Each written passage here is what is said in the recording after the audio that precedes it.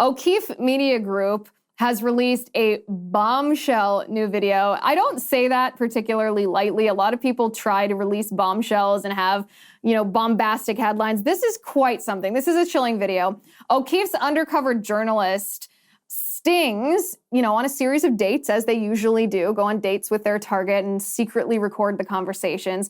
O'Keefe's journalist stings BlackRock. Yes, that's BlackRock.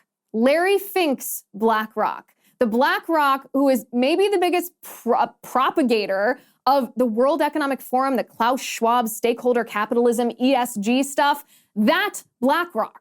The man involved in this video, going on dates with this undercover journalist, is a recruiter at BlackRock who calls himself a gatekeeper, which I suppose is actually accurate, because if you are a headhunter at BlackRock, you are picking and choosing who is going to be onboarded at BlackRock, which means that you are somewhat in control of the people who are doing the controlling of all the industry that BlackRock owns and coerces through ESG. It's a pretty powerful position, is what I'm trying to say, this recruiter at BlackRock. And he tells the undercover reporter exactly how BlackRock buys off politicians, how BlackRock controls the world, how BlackRock is more powerful than presidents, and how BlackRock doesn't want the war in Ukraine to end. Take a look at this. Hi, I'm James O'Keefe with OMG News. Here we are with our latest story, this time on BlackRock, one of the world's leading asset and investment managers, which owns significant shares of companies like Amazon, Microsoft, Anheuser-Busch, Meta, Target, Procter & Gamble, Comcast, CNN, Fox, and yes, Pfizer, just to name a few. At OMG, we do not shy away from exposing powerful companies, and we're not afraid of powerful people. So we decided to take a look for ourselves at the influence BlackRock has on our politics and the influence they have on our culture. So to do that, what better place to start a hidden camera investigation than into a self-described gatekeeper at BlackRock? You're kind of like a f***ing gatekeeper at BlackRock. Yeah, I am. I decide people's fates. Every f***ing day, I literally decide how somebody's life is going to be shaped. That's so powerful. I love it. Yeah, it's and the whole thing of domination from a concept it's so interesting. Introducing Serge Varley, whose LinkedIn says he's worked for Morgan Stanley, Citadel, and now as a recruiter at BlackRock. I work for a company called BlackRock. I'm not actually a finance guy. I know what happens because I'm recruiting people who do these things. Mm-hmm. I'm the person who headhunts people from other firms. So I would approach you and be like, hey, this is a good reason why you should come work for us. Serge tells us who really runs the world, how they do it, and just how much it costs to buy people, like politicians. Let me tell you, it's not through who's the president. It's who's controlling the wallet.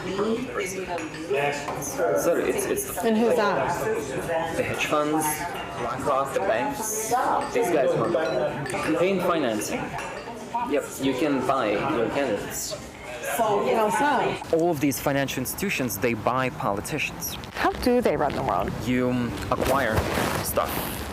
You diversify, you acquire, you keep acquiring, you spend whatever you make in acquiring more. And at a certain point, your risk level is super low. Imagine you've invested in 10 different industries, from food to drinks to technology, right? One of them fails, it doesn't matter. You have 9 others to back you up. Risk management is inherently in just about everything. And in the finance space, it's all about it's all about the money you make. You don't let it sit. You keep using it over and over and reinvest. Yeah, and it exponential growth. And then once you just own a little bit of everything, is that where the control? Yeah, you own a little bit of everything, and that little bit of everything gives you so much money on a yearly basis that you can take this big ton of money, and then you can start to buy people. Obviously, we have this system in place. First, there's the senators, and these guys are cheap. You got 10 grand, you can buy a senator. It doesn't matter who wins. You're still gonna. They're in my pocket at this point. I can give you 500K right now, no questions asked. Yeah. I'm gonna do what needs to be done. They'd be like, yeah, of course. Why not? Does like everybody do that? Does BlackRock do that? The BlackRock recruiter also tells us about how the U.S. government relies on BlackRock for their economic simulation computational power. Economic simulation. They need to understand the impact of something, right? They're gonna like raise the interest rate, for example. It's gonna create this cascade of various factors that people aren't, they're not sure what it's gonna do, basically. And just how fucking great the Ukraine war is for business. Do you have any thoughts on the Ukraine-Russia war? Ukraine is good for business. You know, right? We don't want the conflict to end. Why? We don't want the conflict to end as a country. The longer this goes on, the weaker Russia is. I'll give an example. Russia blows up Ukraine's grain silos. Price of wheat's gonna go mad up. So what are you gonna do if you're a trading firm? The moment that news hits, within a millisecond, you're gonna pump trades into whoever the wheat suppliers are, into their stocks. Within an hour or two, that stock goes up, and then you sell, and you just made, I don't know, however many mil. Why would a news channel promote a side in war? Because it's also good for business too. I mean, what's news? News, right?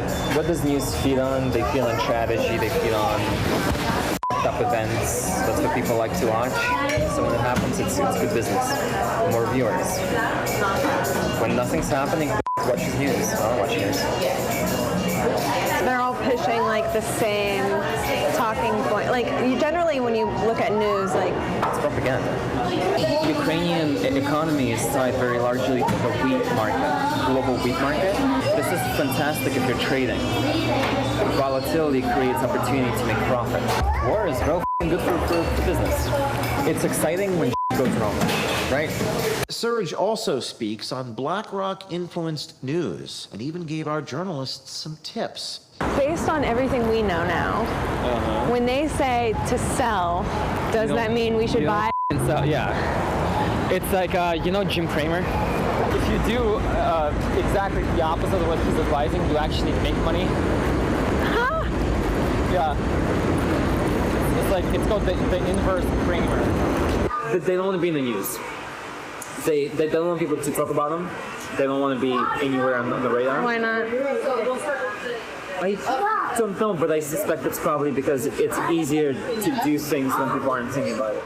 And when Serge was asked about insider trading and if Larry Fink recently sold $100 million in BlackRock shares, here is what he said. Larry Fink recently sold $100 million worth of BlackRock. Wow.